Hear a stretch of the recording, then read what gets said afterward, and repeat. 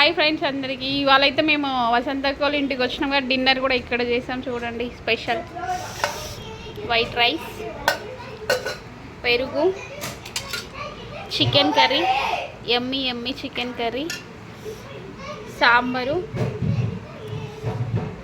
Chicken fry. Already అందరం తిన్నాం friends.